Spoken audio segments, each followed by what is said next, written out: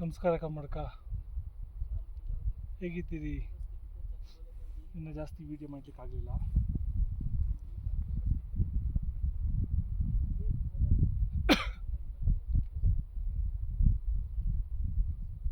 Shweta glacier ಹೆಂಗಿದೆ ನೋಡಿ ಸ್ನೇಹಿತರೆ.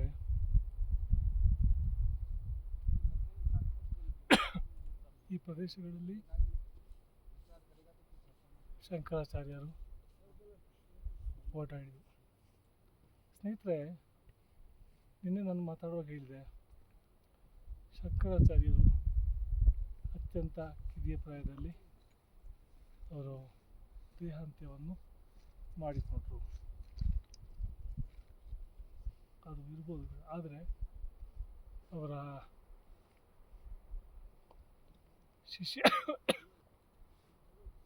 ಶಿಷ್ಯವರ್ಗ ಮತ್ತು ಅವರ ಸಾವಿರಾರು ಅನುಯಾಯಿಗಳು ದಕ್ಷಿಣ ಭಾರತದಿಂದ ಇಲ್ಲಿಯವರೆಗಿದ್ದರು. ಹಾಗಾದ ಕಾರಣ ಕೇವಲ ಶಂಕರಾಚಾರ್ಯರೇ ಬಂದು ಇದನ್ನೆಲ್ಲ ತೋರಿಸಿಕೊಟ್ರು ಅಂತ ಹೇಳಿ ಸಾಧ್ಯ ಇಲ್ಲ, ಖಂಡಿತ. ಆದರೆ ಇಲ್ಲಿ ಏನಾಗ್ತದೆ ಅಂತ ಹೇಳಿದ್ರೆ,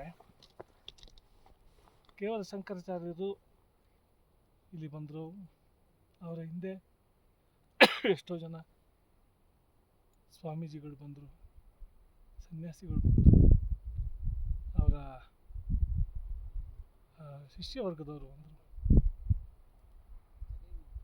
ಪ್ರಾಯಶಃ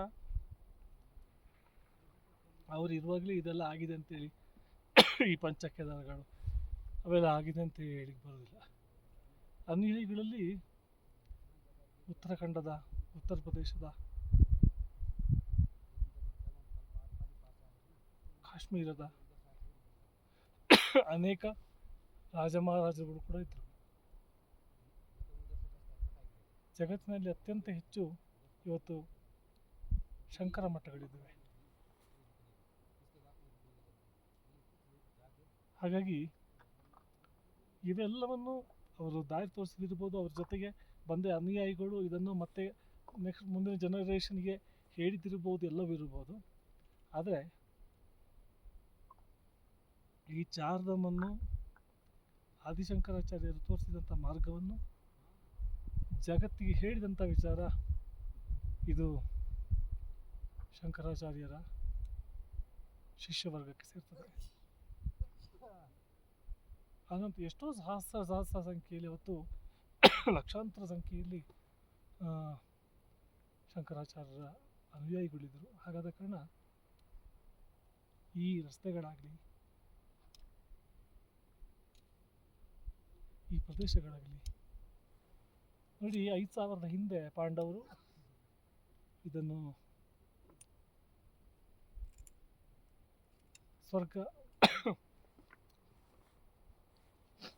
ಸ್ವರ್ಗಾರೋಹಿಣಿ ಮಾಡುವಂಥ ಸಂದರ್ಭದಲ್ಲಿ ಈ ರಸ್ತೆಗಳಲ್ಲೆಲ್ಲ ಹೋದ್ದು. ಆದರೆ ಇದನ್ನು ಜಗತ್ತಿಗೆ ತೋರಿಸಿದ್ದು, ಈಗ ಹೋಗಿದ್ರು ಅಂತ ಹೇಳುವಂಥದ್ದನ್ನು ಶಂಕರಾಚಾರ್ಯರು. ಹಾಗಾಗಿ ಶಂಕರಾಚಾರ್ಯರ ಈ ಒಂದು ವಿಶೇಷ ವ್ಯಕ್ತಿಗೆ ನಾವು ನಮಸ್ಕಾರ ಹೇಳಲೇಬೇಕು. Thank you very much. ಜೈ ಶ್ರೀರಾಮ್.